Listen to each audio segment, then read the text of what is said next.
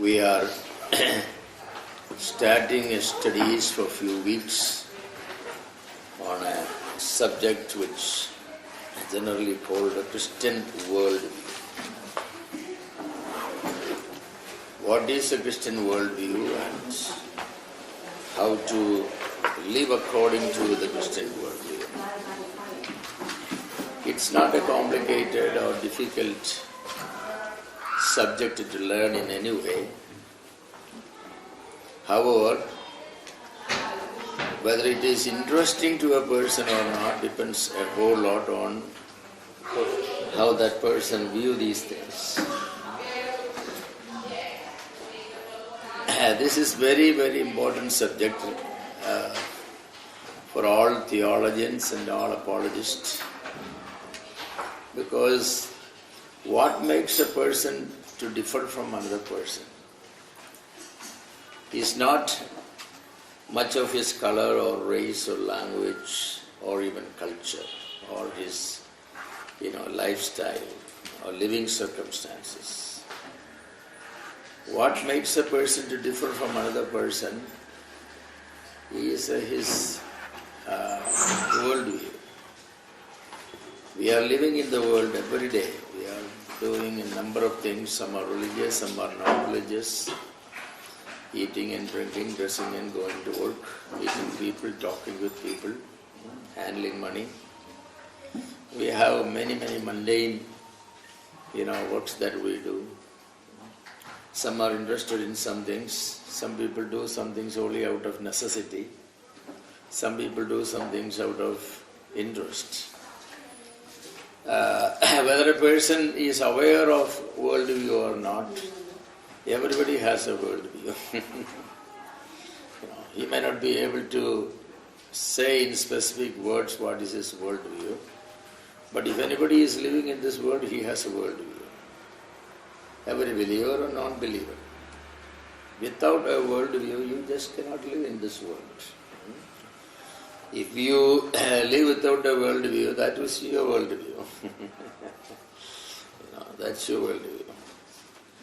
So, what actually makes them different? Difference could be ascribed to a number of factors. People usually say it's his situation, it's his faith, it's his ethics, it's his lifestyle. What awareness a person has as to who he is. You may think much about yourself. You may think you are a good person or not so good person, a smart person or not so smart person, better than the other person. Everybody has a personal viewpoint. We appraise ourselves because we make ourselves the object of our study. I am the subject who study me. And as a result of that study, I come to certain conclusions. And those conclusions are very, very important. And interestingly, what conclusions I make about me, what inferences I make upon my life, they are very much related to my worldview. Yes. So it cannot be avoided. Two people living in the same neighborhood, attending the same church, worshipping the same God, buying provisions from the same shop, working in the same establishment, clothing the same way, but they are different. They are different. Yes. Even two brothers or siblings brought up by the same parents, more or less the same way, they turn out to be entirely different, because somewhere as they grow up, they develop a different worldview. That's the reason. They develop a different worldview. That makes the difference. So they respond differently to sickness, money, marriage, ethics, problems in life. Why? If they have the same worldview, they basically will respond the same way. But people respond differently. Husband and wife respond differently. Some get frustrated, some do not get frustrated. Whatever problems come, some are very happy. They smile at problems. They look at problems, they challenge problems. Some like to run away from problems, Yes, what makes these differences? Some get disappointed, frustrated, and they may have depression. The more problem comes, one becomes more bold, more outspoken, more courageous. So what difference makes? It's all related to what we call the, worldview. How we view things. Yes. So there must be deeper fundamental reasons, in this worldview. The way you think about any subject maybe may not be the way I think about the same subject. Take anything, money, how you view money. Friends, how you view friends. Food, All these things are different. It's not only individuals, but families. They have a worldview, family worldview. Societies have societal worldviews. Nations may have even national worldview. Even continents different. You walk to Europe, for example. You go to Africa. The people in Africa see things quite different from the people in Europe. Everything, the relations and everything, the whole social values and makeup are different. It's not their color that makes the difference. It's not the color. Black people living in Europe for centuries, they think like any other European. Indians living in America for centuries think like any American. So there is that difference, Yes. I talking with many of my relations living in America, sometimes I find it's very difficult to understand them because their worldview is different. I sometimes surprised that why you think like that. That's not the right way of thinking. And they say the same thing, Proposing marriage to some of our relations living in America, for example, they have been born and brought up there. You propose a marriage, they laugh. What is it? Buying a cow or something?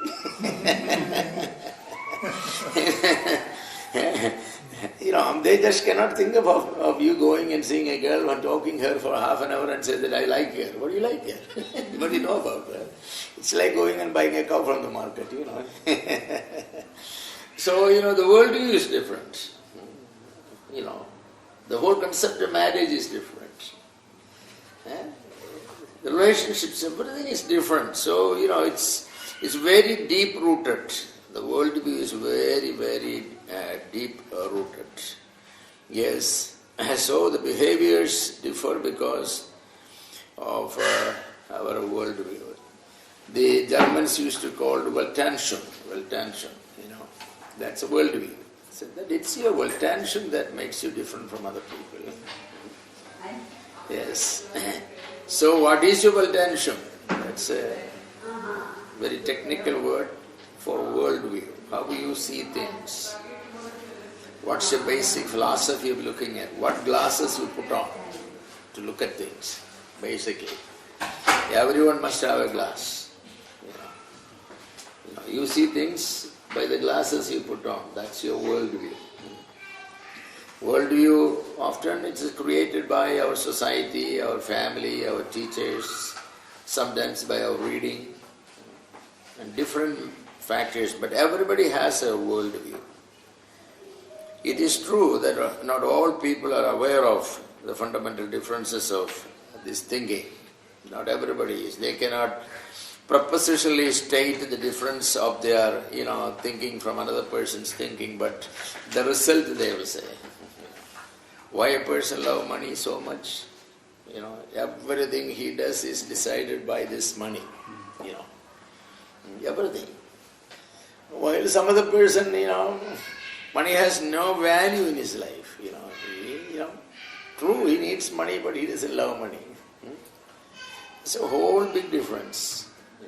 That's worldview. Someone said that some people are like the fish that does not recognize the existence of water, or like the birds that does not recognize the existence of air, but they live in that environment. They know the importance of water only when the fish is taken out of it. That As long as the fish is in the water, they don't think about the water. We become aware of our worldview when it is challenged. We are taken to another worldview where predominantly people are all of that worldview, and then we begin to feel the conflict. My worldview is under challenge here. Everything I think and everything I say, they say, wow, how could you do that? How could you do that? How could you do that? And we also become very critical about them. What sort of people they are? Look, their worldview is different. When we are with people where many people share the same worldview, we don't feel that difference. You go to this, some call the cultural shock, some call, what is this cultural shock means? What is a cultural shock? It is this, your worldview is different. Your worldview is different. Some people are totally insensitive to the values of life certain society is following. Totally insensitive. They just say, I just cannot understand. I just cannot understand.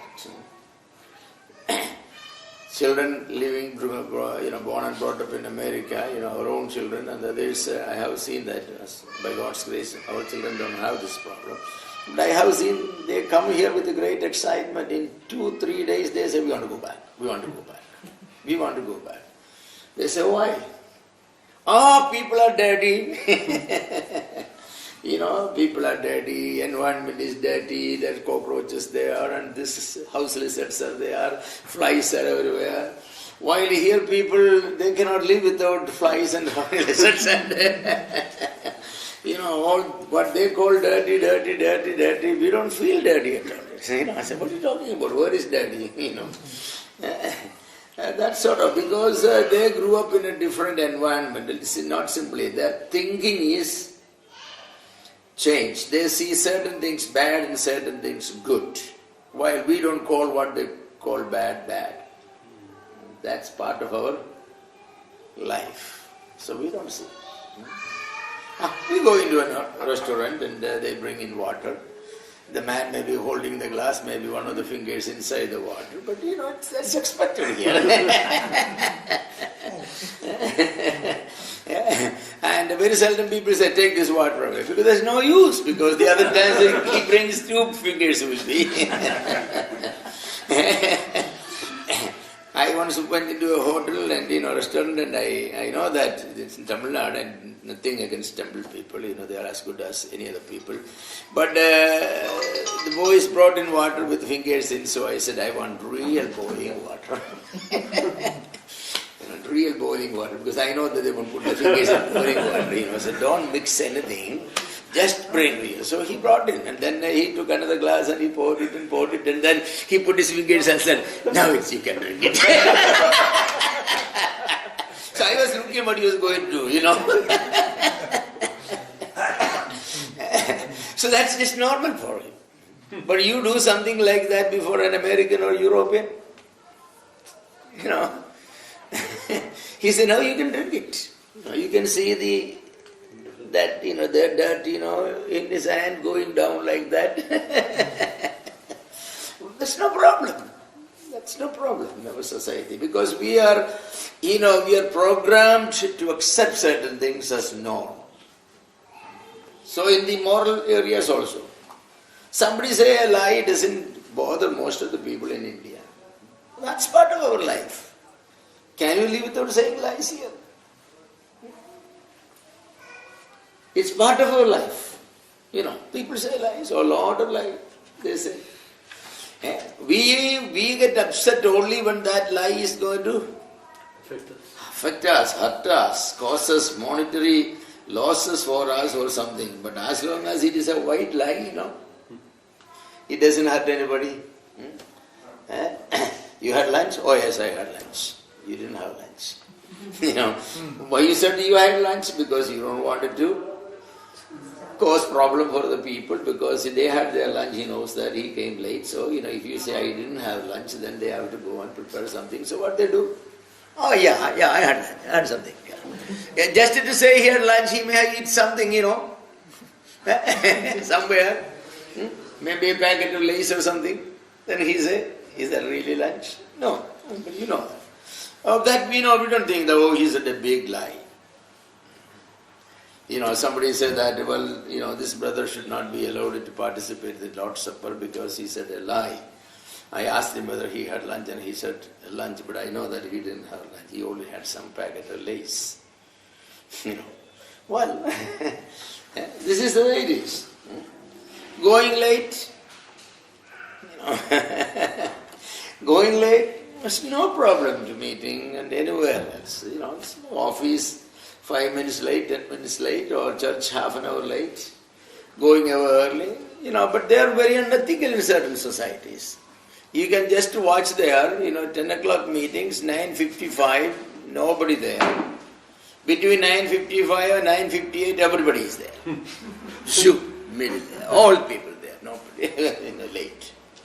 That's their culture. It's all a lifestyle. It's part of that well-tension, Because punctuality is, they cannot think without punctuality. Assignments will be handed over in time. I remember seminary, before the class starts, as soon as you come, if the assignment is not on the table, when the professor comes in, he will not accept it. Then, that's the first 5 minutes only, all assignments will be accepted, no other assignments. Very strict, very strict. So they are very strict. So that's kind of their, that's part of their, worldview, because punctuality, truthfulness, such are virtues of life. They cannot think without those things. If they find out that you said a lie, man, you will lose your, you will be dismissed, whether from your job or from everywhere. Because they don't expect a gentleman will lie. So here, if you don't say a lie, and because anybody asks you something, they know that, what are serious lies and what are white lies, and so that's the way it is. So worldview is very, very important. Indian has his own worldview, a Malayali has his own worldview, a Tamilian has his own worldview. So it may be observed without exaggeration that the majority of the people living on earth today are not either aware of the values of life or are not concerned about the values of life. Of course, they have their own value of life, which often is eat, drink and die. That's the way, In the last 50 years, the worldview, the well-tension has changed tremendously. Tremendously. Lot of the basic fundamental values have changed. Europe has become post-Christian continent. Europe is no more a Christian continent, it's a post-Christian continent. You talk to anybody in Europe today, it's different. I met a lady from Netherlands in the train. She's in her 40s. So I was talking with her, I asked her, she said she's from the Netherlands, and I said that, one of my favorite theologians is Abraham Kuyper, who was the president of Netherlands. So I said, yes, in Netherlands, one of my favorite theologians was your friend. She said, who? I said, Abraham Kuyper. Well, there was a president like that in Netherlands. He said, you don't know the history? No, I don't read any history. Oh, well, that's very strange. And I said, you married? He said, married?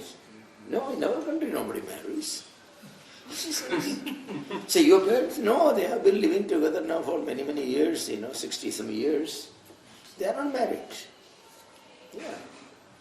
And, we just we come and live. If we don't like, we just separate. That's it. So you have read Bible? No, I never read Bible. So that's strange. The most sold book in the world, the book that has influenced and changed cultures, people you have never read it? No, she said, no. But you come here, I came here to take yoga lessons. All the way, see the change? Europe is a post-Christian. So today you go to Europe, you cannot, if you have visited Europe, and 50 years back, of course, there's nobody who visited 50 years back, the well-tension has changed completely. Yes. The language, the outlook on life, everything has changed. Every word takes a different meaning. It's a new age ethics, the new age metaphysics, the new age everything. With that one, it's all changed. So this is, but a genuine Christian, both desires to, to know and to live by a Christian worldview, a genuine Christian. I'm not talking about somebody from the Christendom, but a genuine Christian. He wants to know what is the worldview.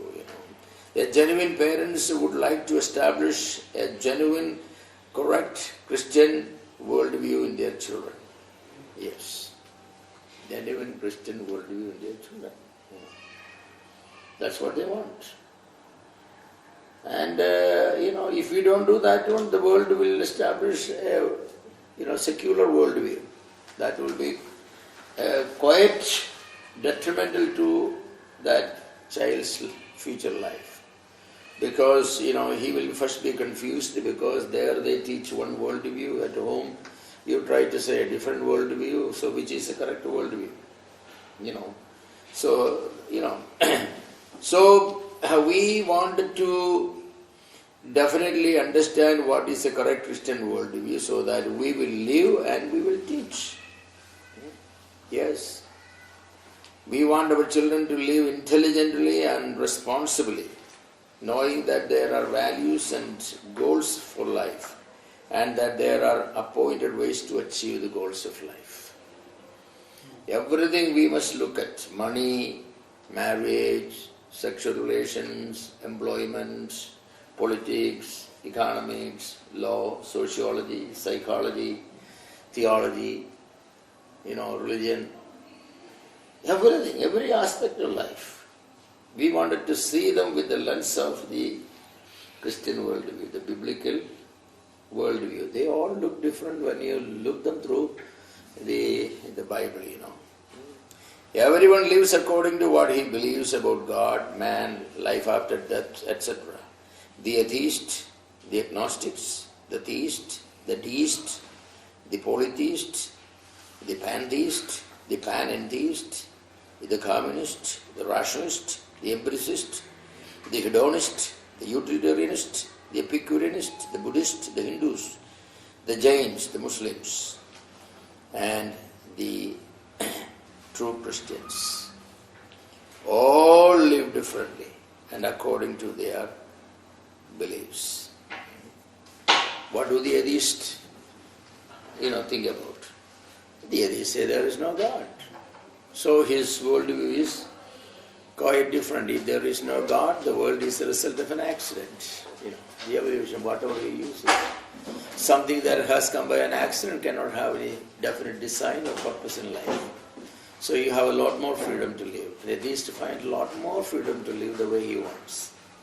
Because he doesn't have to be afraid of a future punishment or anything. There is nothing beyond life. Life in itself is an accident, There is no cause-effect relationship. No, there is nothing. And agnostics, what he will say? He will say, we don't know whether there is God. Nobody knows whether there is a God. So practically you live as if there is no God.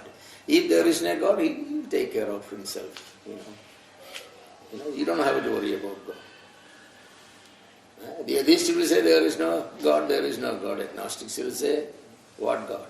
Who knows? Ignore it. If he is there, he will take care of his matter. He doesn't need our help. And we don't need his help. So the theist, on the other hand, what he will say, especially the monotheist, there is one God who has created everything.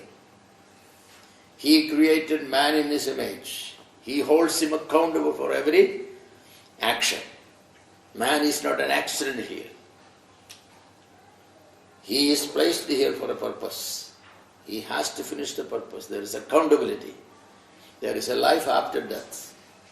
And everything we do in this life, everything we say, it's going to be, in detail, going to be examined there. So a theist lives entirely differently than a theist. Yes, So the deists are the people who say there is God, but he is not interested in the affairs of the world. He retired, he is sleeping. He is sleeping. Our former Prime Minister Jawaharlal Nehru, Indira Gandhi, they were all, deists. For popular vote and all, they may go to temple and all. They never believed, They believe there is God and God created this universe, but like a clock, the old clock, he winded it up and now it is unwinding. It's keep on unwinding until, God is not interested in this world. He doesn't come. There is no revelation. There is no intervening of God. He made it. He fixed natural laws to govern it, whether the law of gravity, thermodynamics, and etc., etc. He retired. He is somewhere taking a siesta, Yeah, that's it. So a deist will live quite differently from a theist, naturally. But he will not say there is no God. He said there is God, but he is not interested in our affairs, He is not interested. And then there is a polytheist. Polytheists are people who say there are many, like polyclinic, who deal with many sicknesses and, many branches of medicine. Here is a polytheist, many gods. Oh, there are hundreds and thousands of gods, big gods, small gods, good gods and bad gods. They will be fighting each other. You can pick your own God. Which God you want? You want Shiva, Vishnu, which God you want? You can pick your God. You want Jesus Christ, you can pick him. Or you want some other God, you can pick him. Some gods are good, some gods are bad. You want a powerful God, then you go to Kali. You got the money God, then you go to Lakshmi. You got an educational God, then you go to Saraswati. You have different gods. You want.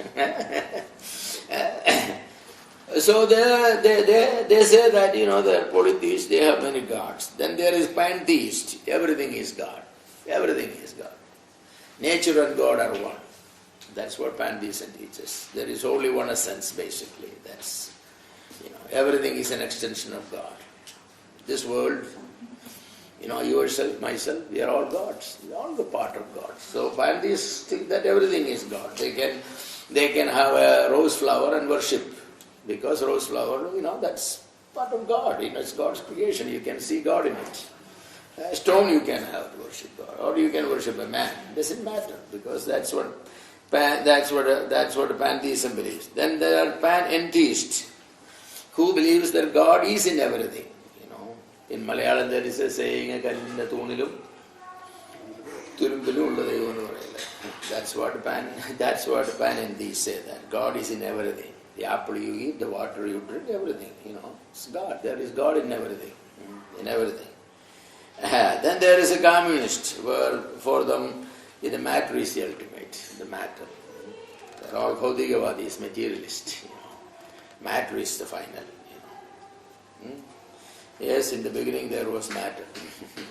Through evolution, the matter evolved. Then there is a rationalist. For them, your reason is the highest. Reason is the highest, the logical conclusions, So for them, God is the logic. Is it logically correct? Then accept it. It doesn't matter. They have the empiricists who go by experience. Everything. Who's it? The empiricist. EMPIRICIST, empiricist. So they say that the five senses of man, they are the one who decides. Nothing is true if it cannot be experienced by the five senses. Nothing is true. If you cannot touch it, smell it, feel it, hear it, see it, it's not true. Reality is decided and governed by your senses. So that's what they say, that they're empiricists. So, their approach to the world will be different. Then there are the hedonists who say just, enjoy. Hedonism is that one, enjoy. Enjoyment is. There is only one thing ultimately, eat, drink and be merry, that kind of thing. It's all. Life is to enjoy anything, Whether it is food, whether it is sex, whether it is money, whatever it is. As long as you enjoy it, you do it. There is a lot of, I once tried to talk with one of my doctors, and he's in America, sometime I was the last patient, so we entered into a conversation, and he's a good talker, so we talked, and Then I start talking to him about, Jesus Christ. I said, what all you say is true. There is life after death, and all what you say is true. But tell you one thing, I enjoy sinning. And I will sin as long as I enjoy it. I will stop it the moment I don't enjoy it. And he said, every nurse who works with me in this clinic, if those nurses agree, I will have sex with them. I enjoy. I won't force anybody. That's my philosophy of life. I know there is God, I know everything. But for me, enjoyment is my God. So his worldview is what? So your enjoyment, his worldview is as long as it provides enjoyment, do it. If it doesn't give enjoyment, stop it. Don't do it. So that's what hedonists will do. They're utilitarians. As far as something has a utility, has a usefulness, you have it. So right and wrong and everything is decided by utility. Is it good? Is it profitable? Has it a purpose? Take it. Whether it is communism, socialism, capitalism, whateverism, is it a gun or a knife? Is it useful for the community? Keep it. That's what it is. Churches? Is it useful? Then keep it. If churches are not useful, convert them to shop or something. That's what it is. So that's a major thing, So everybody, what we say that everybody has their worldview, but the worldview is different. Everyone approach life differently. None of these people will approach life alike. They all approach life differently. The viewpoint is different. They see everything in life differently. Yes. So it's so much necessary that we must have the right viewpoint, which I believe only the Christian biblical worldview is the right and nothing else is right. You can prove it. Nothing else could be right. Yes. Behavior is fashioned and controlled by faith. Behavior is controlled and fashioned by faith. All these systems, they all operate on faith. They all. Doesn't matter you are atheist or you are, agnostics or theist or deist or whoever you are, you operate on faith. I once had an interesting experience, in Trichy there is government engineering college. When I lived there, I used to go every week there for evangelism to the hostel.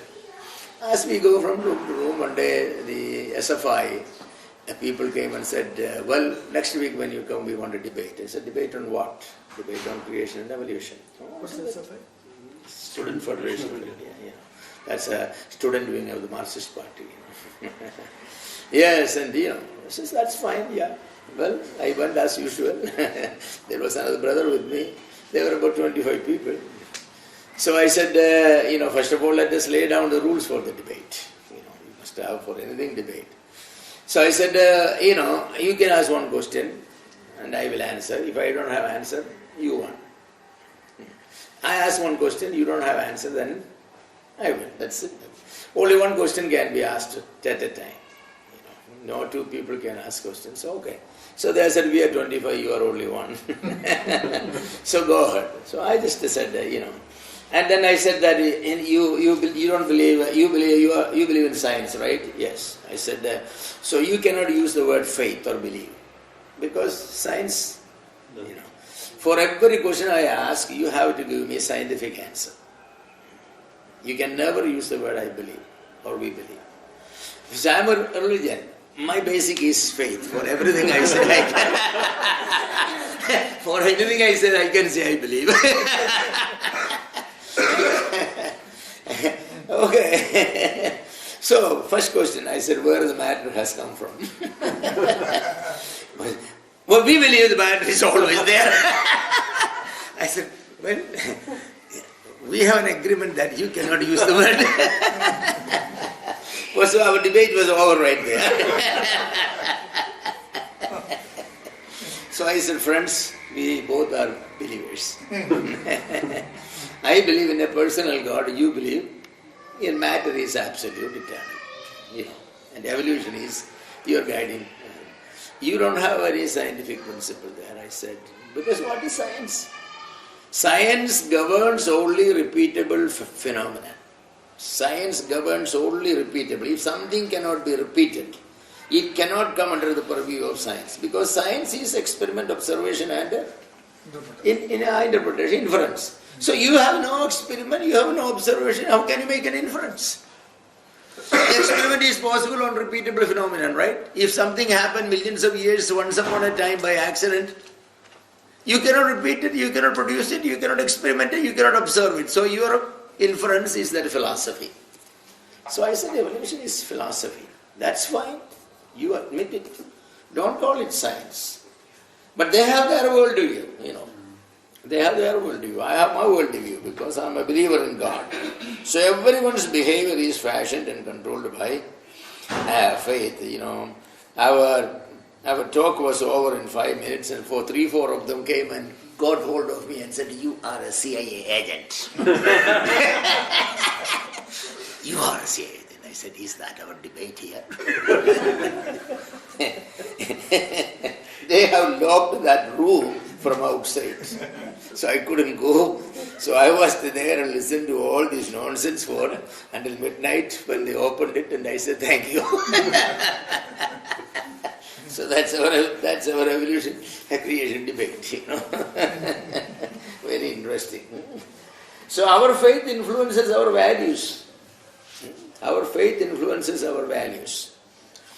I believe that there is eternity, there is eternal life, there is a life after death. And I believe that in that life, I have to give an account of all things I have said and done in this life.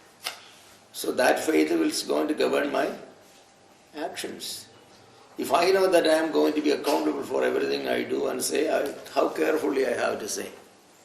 Because they are going to be dealt with. If I believe there is no life after death, nothing, I can do anything I want. Because I am not accountable to anybody. Not accountable to anybody. Whether you kill or whether you steal or whether you do anything, it's not going to be. You do what you want, what you enjoy. So that's what's happening in the society today. The atheism has given the people a worldview where they say that what is beneficial for you, you do it. Is it rape? Is it murder? Is it kidnapping? Is it robbing? Is it whatever it is, taking drugs or alcohol? You enjoy it? Go ahead, do it. Go ahead, do it. Because there is no morality, nothing. There is no absolutes. If there is no absolute God, there is no, absolute values. All are relatives. You are living in a society where stealing is the law. Like in Tamil Nadu, there is a village where stealing is. Their God is, actually a robber God, And stealing is there. Everybody steals. And, it's not wrong. Stealing is not wrong. But in another society where, you believe in accountability for everything you do, morality and ethics in God, you cannot steal, you cannot think of stealing. See that? The worldview is very important. So the question is, what is a worldview? I was talking about the importance of worldview. We cannot live without a worldview. But the question is, then what is this worldview? Worldview. What is it? Before going into that, you have any questions or, I want these sessions to be very active. I don't want to be lecturing here. This is something very practical. You can ask questions, fire questions at me. Not that I have answers, but, I like to hear what you think about. Maybe your questions will reveal to me part of your worldview also. That will be interesting. And my answers will reveal my worldview. That may be interesting to you. It's. Is worldview and culture same? No, worldview and culture is not. Culture is your worldview worked at, it's working out. That's what culture is. Culture is the accumulated way of living by a group of people. That's what culture is. For example, there are societies where, you kidnap the girl you wanted to marry. Yeah. It's the old Hinduism, it is called the Paishagic way of marriage, You go, you kidnap a girl and take her away, like that. So in that community, that's how everybody will be. They will be going somewhere and they will kidnap a girl and they will bring, and that's the wife, You have to prove that you can kidnap a girl successfully. So that's your worldview also. But that worldview is in operation. Yeah. So then it becomes a culture. So culture is the accumulated lifestyle of a group of people, and usually that lifestyle is produced by certain worldview. So there is a biblical culture? Oh, there is a biblical culture. Biblical worldview. Oh, yes. There is a biblical culture. The problem is we don't have that biblical culture because in India what we have is, the Hindu culture and the biblical faith. Culturally we are Hindus, but faith-wise we are Christians. That's an antagonism in itself. It cannot never work out. That's all our problems. But the Muslim has their culture that way, the Jew has. For example, a Jewish child was born, on the 8th day the child has to be circumcised. The child then has to be present in the temple. The mother has to offer sacrifice for a purification. And that child will not be allowed to see a heathen or a Gentile until that child is 12 years old.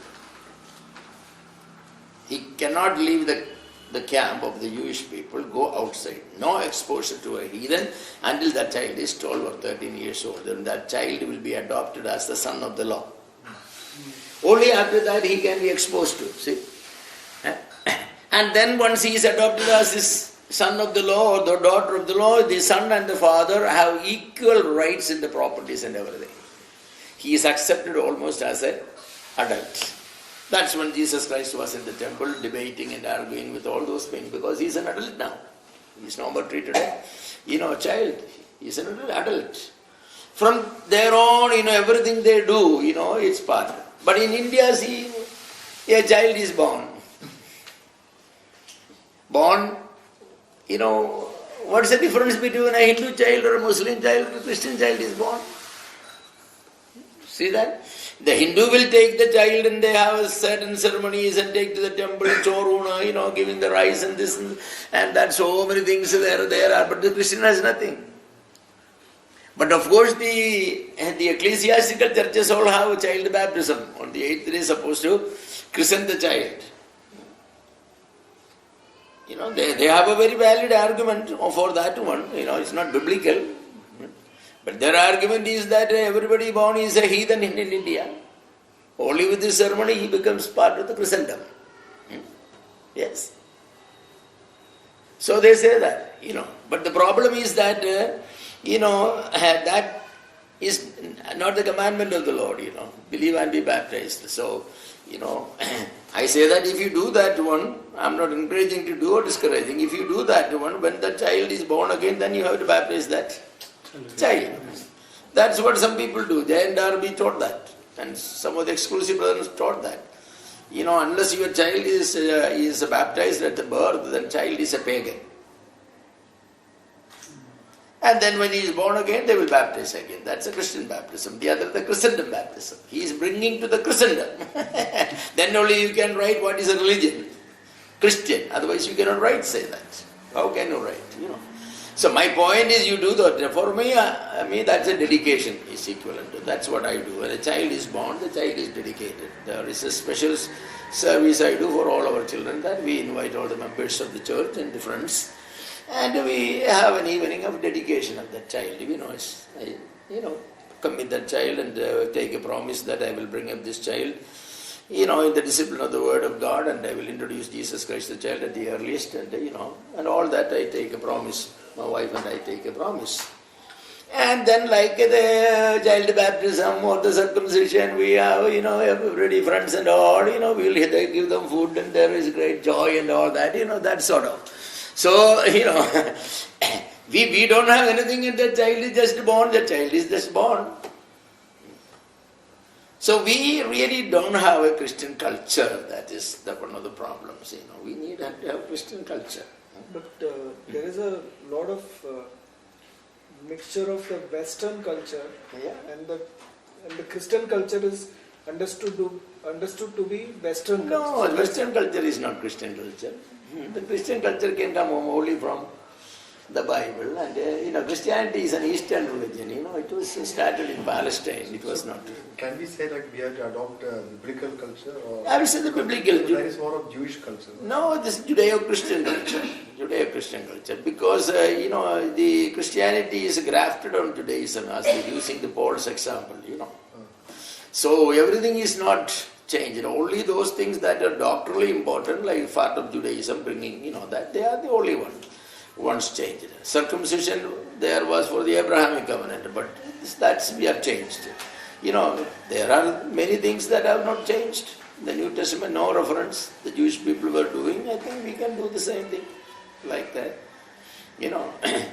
One of them was dedicating the child in the temple. They had it. Jesus was taken for dedication. The children were taken for dedication. We should bring the child and dedicate it to the child. That's an important thing. The parents take the responsibility that I will bring up the child, according to the word of God, and it's a great time. It's a good time. what age is that done? What age? Well, as early as possible.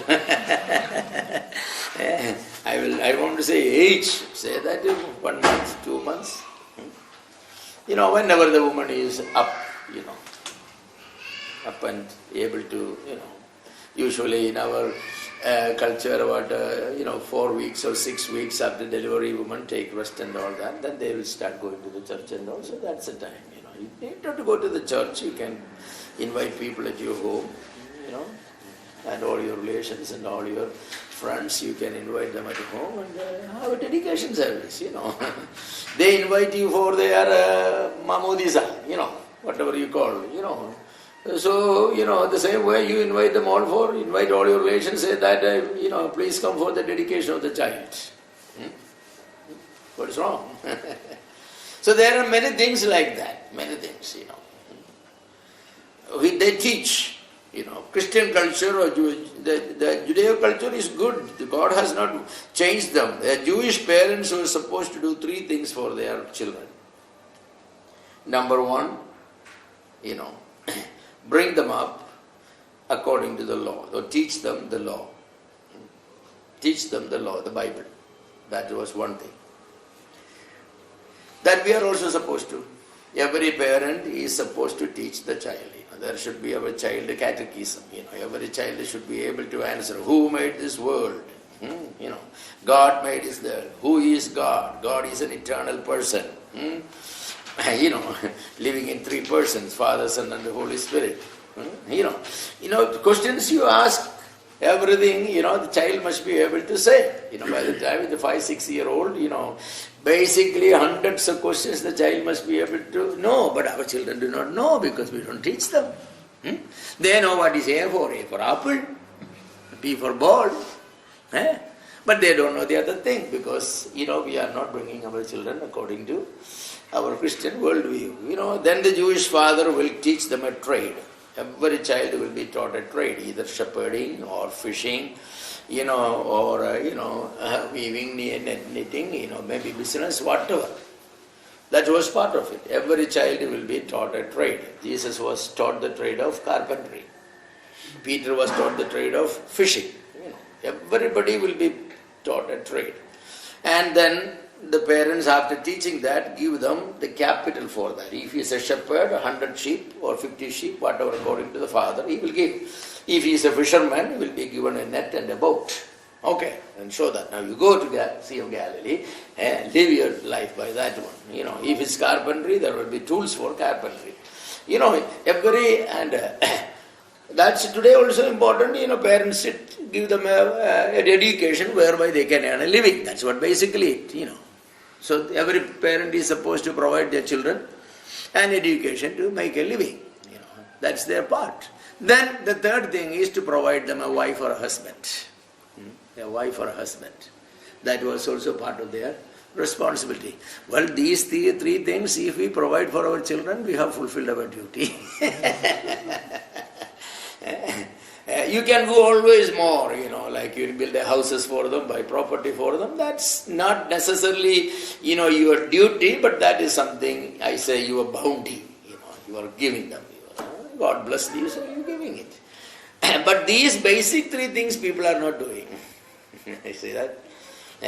By the age of 12, a conservative, orthodox Jewish child will be able to recite the whole 5 books from memory.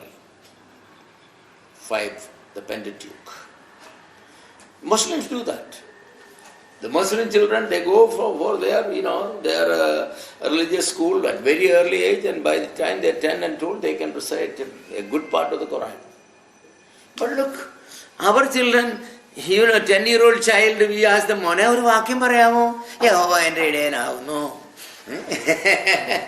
See, that sort of, See, because we don't teach them. We should have a Christian worldview, we should not take them lightly. So, it's very, very important, I will say, very, very important. So, what is a Christian worldview? Any other question? What we have discussed so far. Is it possible to change our worldview? Because in India especially, we all have a very different worldview depending on where we come from. Whether even a Christian of Bombay and a Christian of Kerala will have...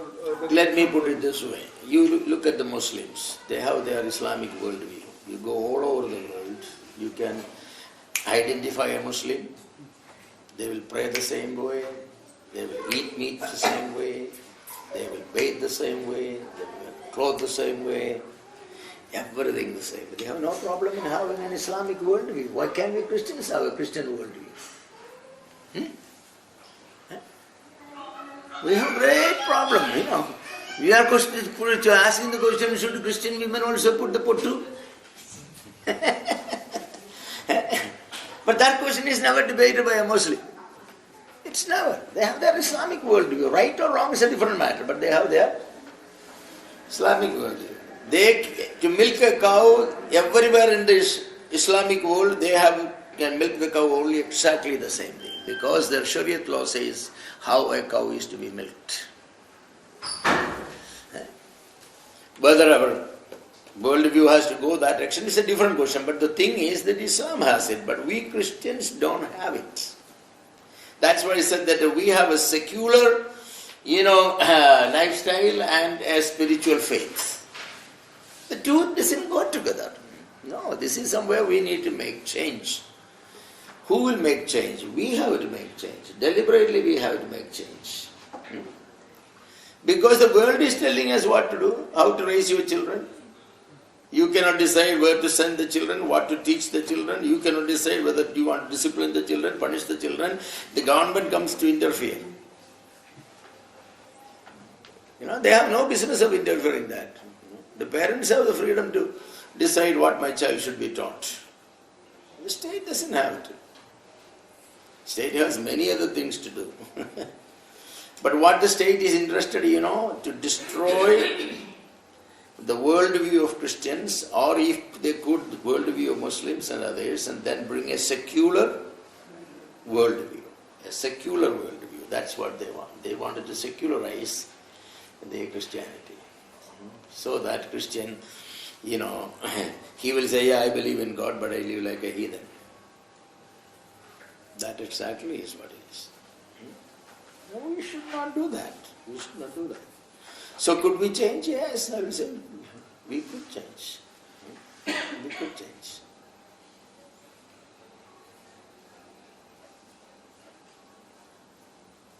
Christianity is a minority. That does not mean that we cannot do. We don't necessarily try to change others, but we have our Christian worldview. This is the way. The Muslim, at the time is come, you are traveling in the train, they say that, sir, little bit place. Then he will put a small.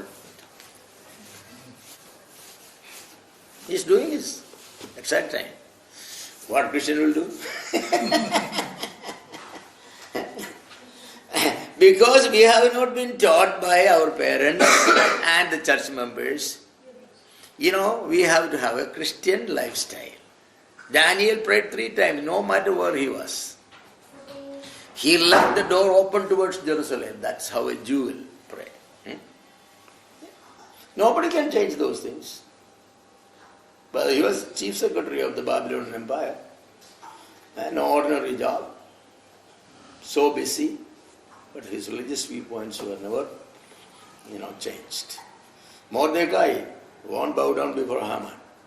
The king has commanded everybody should bow down. Mordecai said, no, I'm a Jew. I'm a Jew. You can cut my head off, but I will not. I have my worldview. I will bow down only before my God, and no other person. And how much trouble was brought upon the whole people of, the Jewish people all over the world, because the day was set when all the Jewish people could be killed and robbed. But Mordecai, no. Compromise is not there. I have my worldview. That's my Jewish worldview. I'll go by the Bible. Now we need to stand on our worldview. The thing is, we don't have a worldview. That's the problem. We don't know what to do. We don't know what to do. Yes. So we need to.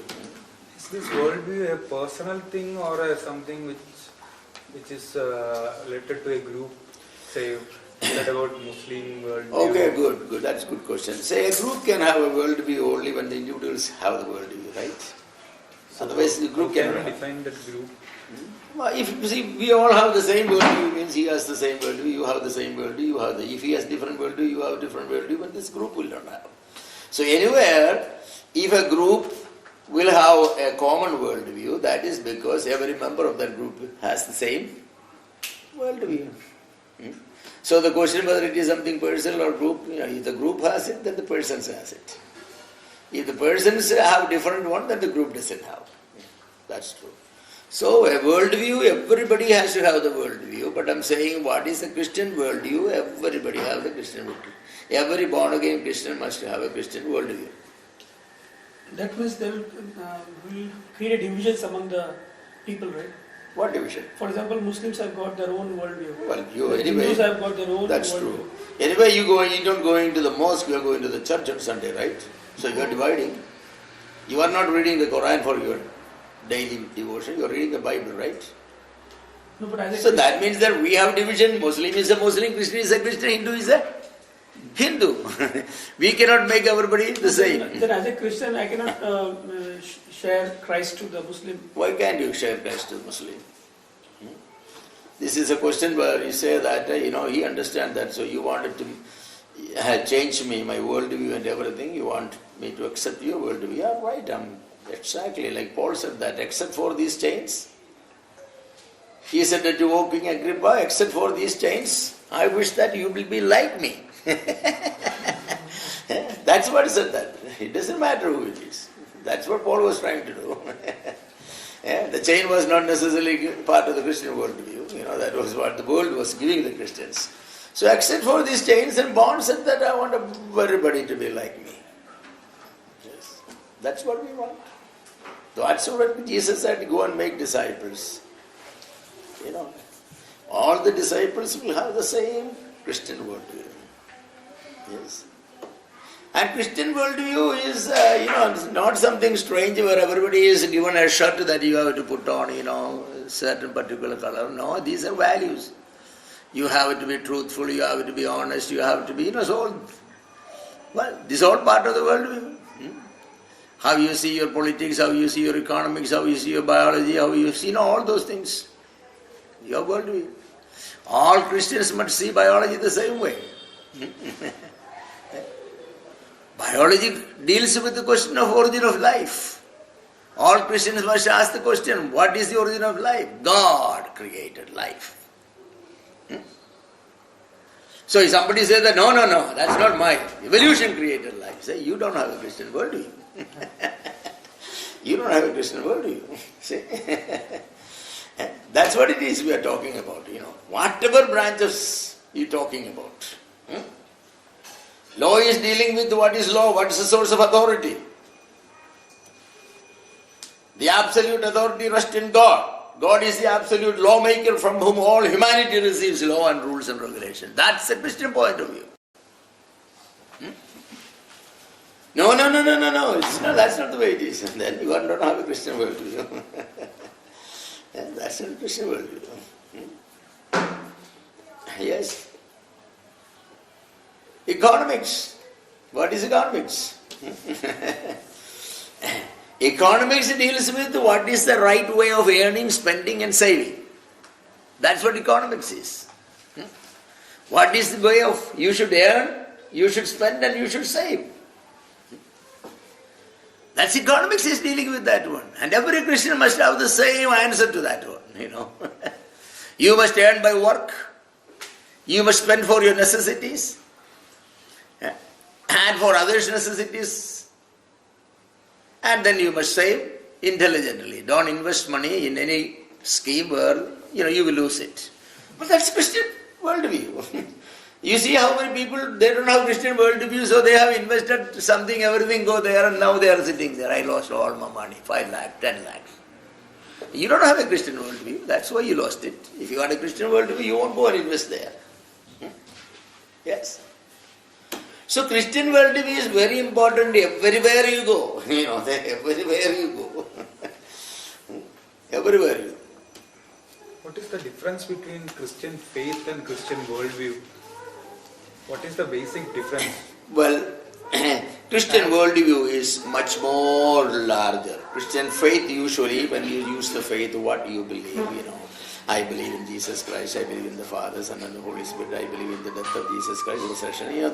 There is a statements of faith. But worldview goes on every aspect of life, as I say, biology or politics or economics or government or law, arts, science and everything. What is the basis, or on what basis is the Christian worldview? The Bible.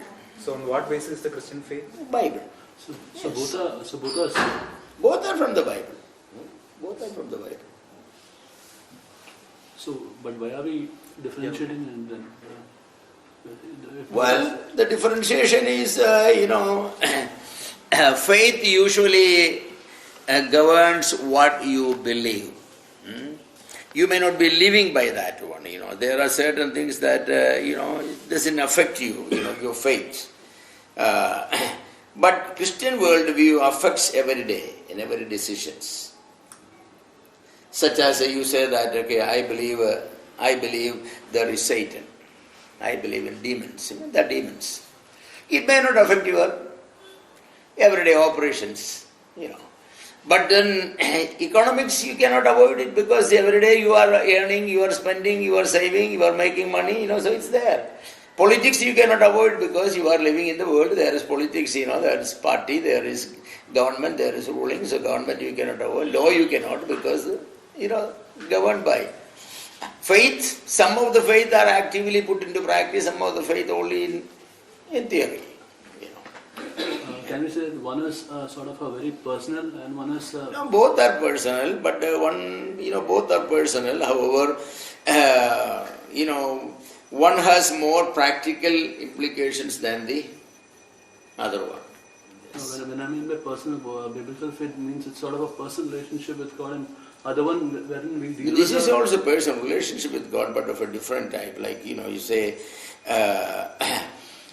somebody say that I believe in using fermented wine for Lord's Supper. Another person say, I believe that fermented wine cannot be used. It's not necessarily going to affect your worldview, how you're going to live. This is not going to affect your truthfulness or, your interpersonal relationship or that one. That's an interpretation of a passage. Where that passage wine refers to fermented thing or unfermented thing, that's interpretation, But the basis of the interpretation you come to certain conclusion. But this is more than interpretation. More than interpretation. So can we say that at the core of our worldview is our faith? Well, our worldview, the faith is the foundation for everything. Yes. It's a difference between the roots and the fruits, of a tree. The roots and the fruits. Our faith is the roots. But there is a trunk and the fruits and all. But you cannot say the root is the fruit or root is the trunk. You cannot say that. You don't see the roots of the tree. But everybody see the fruits of the tree or the trunk of the tree. Your worldview is seen by everybody when you act. Your faith may not be seen in everything. You act, But your worldview is seen. You go to the office, you carry your lunch. You go to eat lunch and your friend sitting there and you ask, are you eating lunch? No, I didn't bring lunch today. Why? My wife was not well, so didn't have. Why don't we share our lunch? I have plenty. Oh no, it's not necessary. No, it's necessary. How can, one man's food can be eaten by two, but two people's food cannot be eaten by one. So, you share it. That's your Christian worldview. That's your Christian worldview. Well, that does not, is not related to your faith in Trinity, Father, Son and Holy Spirit, or that Jesus Christ died on the Calvary cross, or that salvation is only by faith, or that Bible is inspired, But this is practical. This is tells you, how you see things. This is part of your Christian worldview, how you react. So it affects every day, every aspect of the life. A 2 or 3-year-old child in the nursery class finds a pencil there and he picks it from the floor. What should he do? He must take it to the teacher and say, teacher, I found this pencil there. That's his. If he is taught properly, that is his Christian worldview, because you should not take what belongs to somebody else. Yes. Yes, you should not do it. That's part of, and that we have to teach our children. Sometimes child take it and bring it home, and where you got this pencil from? My friend gave it. Oh, okay, then you keep it. See? This is all Christian, this is all part of the Christian worldview as you raise up your child. You ask your child to wash his hands before he eats and after he eats. Why you ask it? That's part of your Christian worldview. Cleanliness is next to godliness. Because sickness has come, your body is the temple of God. You should keep your body healthy as much as possible. So you're going out and mixing with people, handling many things, and you come and eat something with unwashed hand is not good. So we teach our children. In the Old Testament, you read many things about cleanliness. Say, our God is interested in His people healthy, clean. What does the Bible say? Yes, the Bible says. So what did He do? So this is part of, this may not be part of our, this may not be part of our doctrinal statement, my statement of faith. So this is much larger. But that's a foundation, But such things can be found in other worldviews. Say, so what is the basic difference? There is a difference. You go to any temple pool. Temples have usually a pool. You watch what's the color of the water there. As opposed to you go to a baptism pool. The color in the temple usually is green water filled with oil, because in that temple they will bathe the elephant, they will bathe the cow, women will come and wash their clothes, men will brush their teeth and spit the water back into it and again, all those things. That's part of the worldview. That's part of the worldview. It's not wrong for them. It's not wrong. In Sabarimala, people are dipping in the water and coming up with human waste on their head. You can never have that. Yes. You look at a Muslim, if he's wearing a dhoti, the dhoti will be up to here only. It will never touch the ground. Never.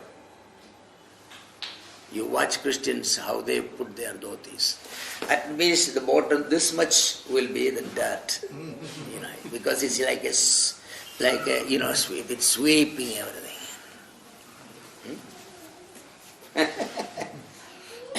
Because they have been taught that you cannot, come and pray with that clothes. It has to be kept clean. So all Muslims will have. It's part of the Islamic worldview. But that worldview, good or bad, is a different thing. But I'm saying they have a worldview. We don't have one. How nice it would have been. Our children would have been more clean, healthy, and all those things. So we need a Christian worldview, that's for sure. So the question is now, what is a worldview of life? 5 minutes break, sure. Okay. 5 minutes, 10 minutes break.